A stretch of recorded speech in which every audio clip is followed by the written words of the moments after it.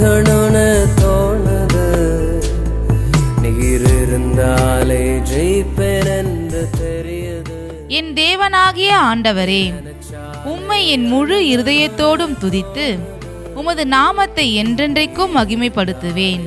86ஆம் சங்கீதம் 12ஆம் வசனம். நன்றி நன்றி ஐயா, உம் இரக்கத்துக்கு நன்றி